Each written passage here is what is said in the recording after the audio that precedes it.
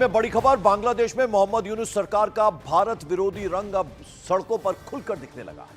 मोहम्मद यूनुस से जुड़ी Bangladesh nationals party यानी बीएनपी लीडर राहुल खबीर रिजवी ने अपनी बीवी की भारतीय साड़ी जलाकर भारत के खिलाफ प्रदर्शन किया है। उन्होंने अपनी पार्टी के सभी कार्यकर्ताओं से भारतीय प्रोडक्ट्स का बायकॉट करने की अपील भी की है। रिजवी का यह प्रदर्शन अगरतला में ढाका कमीशन में हुई घुसपैठ के खिलाफ था।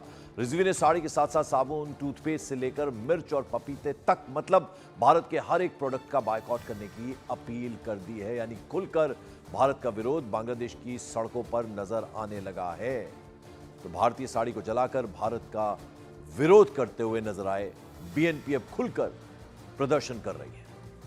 और वहीं बांग्लादेश की मोहम्मद यूनुस सरकार ने बांग्लादेशी नोट से शेख मुजीबुर रहमान की तस्वीर हटाने की तैयारी कर ली है और अब नए नोट पर जुलाई 2024 के हिंसक प्रदर्शन की तस्वीर होगी, जिसे अगले 6 महीने में जारी कर दिया जाएगा। शेख मुजीबुर रहमान बांग्लादेश के पहले प्रेसिडेंट थे।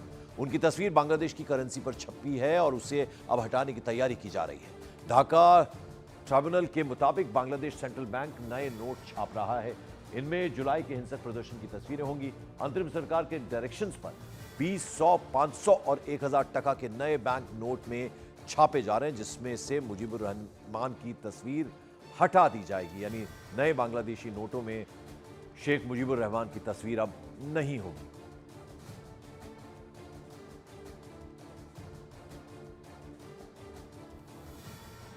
उधर बांग्लादेश और भारत के बीच टेंशन लगातार बढ़ रही है। बांग्लादेश ने भारत से अपने 2 राजनयिकों को वापस भी बुला लिया है। पश्चिम बंगाल और त्रिपुरा, यहां से अपने 2 राजनयिकों को बांग्लादेश ने अब वापस बुला लिया। यानी पूरी तरह से टेंशन भारत और बांग्लादेश के बीच अब देखने में आ रही है। 2 जगहों से अपने राजनयिकों को वापस बुला लिया है।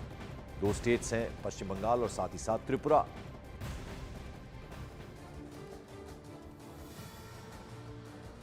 उधर भारत और बांग्लादेश में टेंशन के बीच बांग्लादेश के chief adviser Mohammad Yunus 27 European देशों के राजनयिकों से मिलेंगे। 27 यूरोपियन देशों के राजनयिकों में 20 राजनयिक दिल्ली में मौजूद हैं, जबकि 7 ढाका में हैं। मोहम्मद यूनुस 9 दिसंबर को यूरोपियन देशों के राजनयिकों से ढाका में मिलने वाले हैं और इस बैठक का एकमात्र मकसद बांग्लादेश और यूरोपियन देशों के बीच आपसी सहयोग को बढ़ावा देना है। तो 20 राजनयिक, जिनमें से दिल्ली में 7 हैं। उधर बांग्लादेश में शेख हसीना के भाषणों पर प्रतिबंध लगा दिया गया है। शेख हसीना ने हाल ही में इस्कॉन के महंत चिन्मय दास की गिरफ्तारी का विरोध किया था और इसके बाद बांग्लादेश की अपदस्थ प्रधानमंत्री शेख हसीना के जो स्पीचेस हैं, उनकी भाषण हैं, उन पर रोक लगा दी गई है। मोहम्मद यूनुस के भारत विरोधी एक्शन से इसे जोड़कर देखा जा रहा है। बांग्लादेश के अंतर्राष्ट्रीय अपराध न्यायाधिकरण आईसीटी ने गुरुवार को अधिकारियों को मुख्यधारा की मीडिया और साथ साथ सोशल मीडिया प्लेटफॉर्म्स पर शेख हसीना के भाषणों के प्रसार पर प्रतिबंध लगाने के आदेश जारी कर दिए हैं।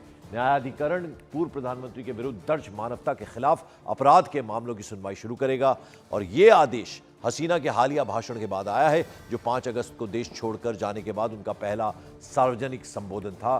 शेख हसीना ने देश की अंतरिम सरकार के प्रमुख मोहम्मद यूनुस पर तीखा हमला बोलते हुए उन पर नरसंहार करने और हिंदुओं समेत अल्पसंख्यकों की सुरक्षा करने में विफल रहने का गंभीर आरोप लगाया था, जिसके खिलाफ अब मोहम्मद यूनुस एक्शन लेने की पूरी तैयारी में है शेख हसीना के खिलाफ।